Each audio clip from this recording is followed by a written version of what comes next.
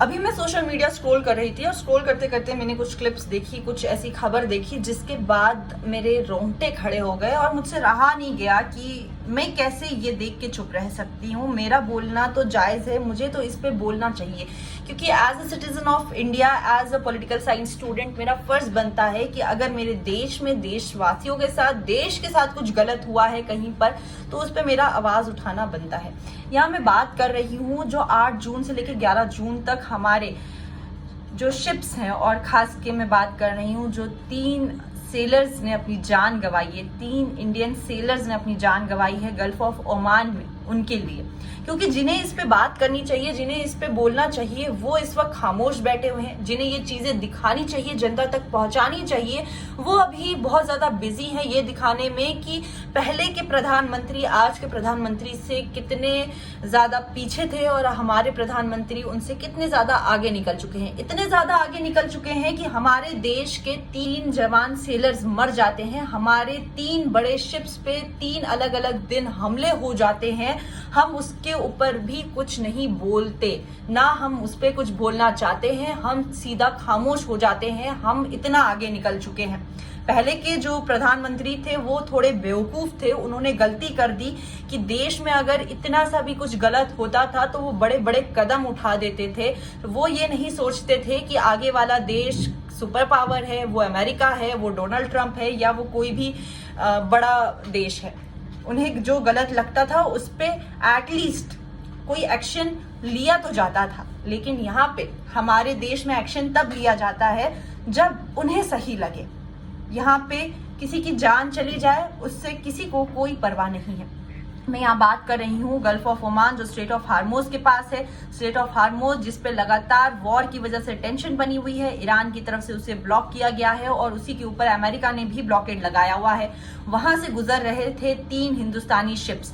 पहला शिप 8 जून को वहां से गुजर रहा था, क्रूड ऑयल लेकर इंडिया की तरफ आ रहा था। उस शिप के ऊपर अमेरिका के द्वारा हमला किया गया। सेंटकॉम ने इसकी जिम्मेदारी ली और बोला कि यह हमला इसीलिए किया गया क्योंकि वो शिप हमारे रूल्स नहीं मान रहे थे, वो शिप्स लगातार रूल्स का उल्लंघन कर रहे थे। उन्होंने ईरानी तेल खरीदा था, उन शिप्स के ऊपर सैंक्शंस लगा हुआ था, वो बार बार ब्लॉकेड को तोड़ रहे थे। इसीलिए जवाबी कार्रवाई में उनकी इंजन रूम पे सीधा मिसाइल दाग दी। 26 क्रू मेंबर उसमें सवार थे कि 3 जवान सेलर्स की उस पर जान चली गई। और ये सिर्फ अमेरिका ने एक बार नहीं किया, एक बार किया होता तो 1 सेकेंड में सब भूल जाते। 8 जून के बाद ये हमला 10 जून को दूसरी शिप पे हुआ, फिर 11 जून को ये हमला हुआ। 3 अलग अलग शिप्स के ऊपर हमारे अमेरिका के द्वारा हमले किए गए, मिसाइलों से हमले किए गए, फाइटर जेट से हमले किए गए। ना ही वो शिप कोई वॉर शिप थी, ना ही हमारा देश किसी वॉर जोन में है, ना ही हमारी फॉरेन पॉलिसी कभी ये बोलती है कि जब कहीं वॉर चल रही हो तो डायरेक्टली किसी एक को जाके सपोर्ट करो। हम हमेशा से न्यूट्रल रहते हैं।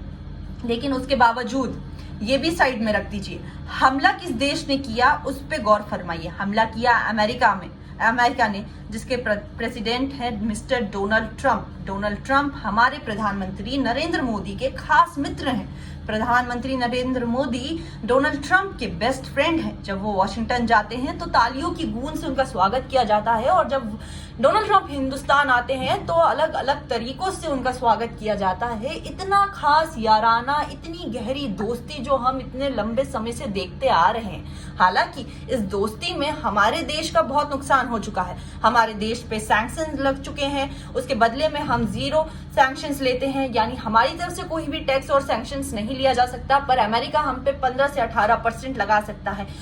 अमेरिका हमें ये बोल सकता है कि हमें कब वॉर रोकनी है, कब सीजफायर करना है। अमेरिका हमें ये बोल सकता है कि मुश्किल वक्त में हमें तेल किस देश से खरीदना है और कितने दिन तक खरीदना है।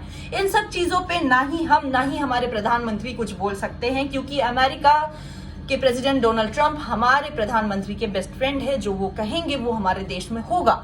लेकिन आखिर वो दोस्ती कहाँ गई, वो याराना कहाँ गया? जब हमारे शिप्स के ऊपर हमला किया गया तब वो दोस्ती कहाँ गई? तब वो गहरा संबंध जो हम इतने टाइम से देखते आ रहे थे वो कहाँ गया? अगर यही हमला किसी और देश के द्वारा किया गया होता तो अभी तक 4-5 सीरीज और मूवीज की स्क्रिप्ट लिखी जा चुकी होती, अभी तक बहुत सारे बयानबाजी हो चुकी होती, धरने हो चुके होते, प्रोटेस्ट हो चुके होते, कैंडल मार्च हो चुकी होती, बयानों की बारिशें हो चुकी होती। लेकिन ये हमला अमेरिका ने किया है तो आखिर हम होते कौन है इस पे आवाज उठाने वाले, और प्रधानमंत्री क्यों ही इस पे कुछ बोलेंगे?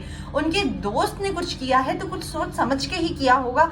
में हमारे देश के लोगों की जान क्यों ना चली जाए, हमारे शिप्स के ऊपर मिसाइल क्यों नहीं दाग दी जाए, ये कौन सी बड़ी बात है? दोस्ती में छोटे मोटे सेक्रीफाइस तो हम कर ही सकते हैं ना। वैसे भी हमने इतना कुछ तो लौटा दिया है, अब बचा ही क्या है लूटने के लिए?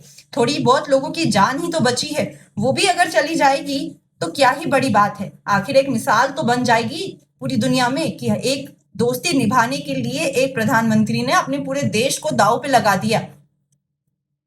यहाँ पे जहां वॉर चल रही है, पाकिस्तान जैसा देश जिसकी कहीं पे कोई वैल्यू नहीं, पाकिस्तान की वैल्यू उसके खुद के देश में नहीं है, उस देश ने अमेरिका और ईरान के बीच में एज अ ब्रिज काम किया सीज फायर एग्रीमेंट करवाने के लिए। इस्लामाबाद में पीस डील चल रही थी, हिंदुस्तान बेस्ट फ्रेंड था, हिंदुस्तान के प्रधानमंत्री बेस्ट फ्रेंड थे, लेकिन पीस डील इस्लामाबाद में चल रही थी। पाकिस्तान के प्रेसिडेंट वो वहां पे जाके दौरे कर रहे हैं, अमेरिका के जो लोग हैं वो पाकिस्तान आ रहे हैं, ईरान से लोग पाकिस्तान आ रहे हैं, और हमारा देश चुपचाप बैठा हुआ है क्योंकि हमें दोस्ती निभानी है। छोड़िए, हम पिछली बातों पे नहीं जाते, ना ही हमें कोई लेना देना है कि अब हमारी फॉरेन पॉलिसी है वो बची है तो उसका क्या होगा, इन सब पे नहीं जाते।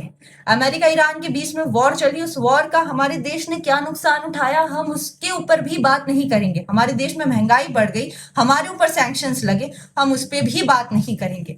लेकिन हम बात इस पे तो कर सकते हैं कि आखिर एक जो दोस्त है, जो देश हमारा दोस्त था, हमारे प्रधानमंत्री का दोस्त था, उसने हमारे शिप्स के ऊपर हमला क्यों किया? हमारा शिप अगर तेल लेके जा ही रहा था तो उसने इतना कौन सा बड़ा गुनाह कर दिया कि उसके इंजन पर ही मिसाइल दाग दी जाएगी, और एक बार नहीं 3 बार, 3 अलग शिप्स पर? और इस पे जवाब कौन देगा? मिस्टर डोनाल्ड ट्रंप, जो खुद के बयान तो याद नहीं रखते, हर 10 मिनट में अपने ही बोले हुए बयान से मुकर जाते हैं। कभी वो वॉर करने जाते हैं, कभी वो ईरान को जहन्नुम बनाने जाते हैं, कभी वो सीज फायर डील को कैंसिल करते हैं, कभी वो पीस डील लेके तैयार बैठे होते हैं।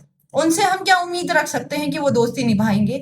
लेकिन हमारे देश के प्रधानमंत्री से हम इतनी तो उम्मीद रख सकते हैं कि वो किसी की जान नहीं बचा सके, वो हमारे शिप्स को नहीं बचा सके, वो हमारी फॉरेन पॉलिसी को नहीं बचा सके, वो वॉर के टाइम में कोई एक ठोस कदम, एक खतरनाक स्टेप लेके, एक प्लान लेके हमारे देश में नहीं आ सके।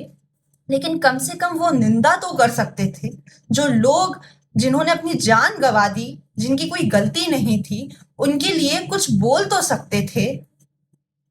जो मीडिया अभी बिजी है कि 1947 में बने प्रधानमंत्री 2026 के प्रधानमंत्री से कितने अच्छे थे और कितने नहीं थे, वो मीडिया एक बार तो दिखा सकती थी। उन जहाजों पे हमला किस तरीके से हुआ है, उन जहाज के अंदर जब क्रू मेंबर्स हेल्प मांग रहे थे तो वो किस तरीके से मांग रहे थे, और जिन्होंने अपनी जान गंवाई उनके परिवार का इस वक्त क्या हाल है। हम क्यों ही बात करेंगे? लेकिन हमारा फर्ज बनता है, अगर गलत लगे तो उस पर आवाज उठाएं, क्योंकि गलत आज उनके साथ हुआ है, कल किसी के साथ भी हो सकता है, आपके साथ भी हो सकता है, और आपके साथ हो रहा है, शायद अभी आपको नहीं दिख रहा है। लेकिन जब इंसान पूरी तरीके से लुट के बर्बाद हो जाता है तब उसे पता चलता है कि उसके घर में चोरी हो गई है। तो जितनी जल्दी हो सके अपनी आंखों से ये पर्दा हटाइए और असलियत को देखिए और कबूल करना सीखिए। हमारे देश के प्रधानमंत्री ऐसे बड़े मुद्दों पर खामोश रहते हैं। जब ऐसे मुद्दों पे खामोश रहते हैं तो फिर बाकी बाद में रैलियों में संबोधित करते हुए 56 इंच का सीना दिखाने का कोई फायदा नहीं। मेरा फर्ज था कि जो गलत हुआ उस पर मैं बोलूं। बाकी आपकी क्या राय है आप जरूर मुझे बताइए, और अगर आपकी कोई राय नहीं है तो आप ना भी बताइए, उससे भी फर्क नहीं पड़ता है। जो गलत है वो गलत है, और हमारे साथ गलत हो रहा है, इसे कबूल कर लेना चाहिए।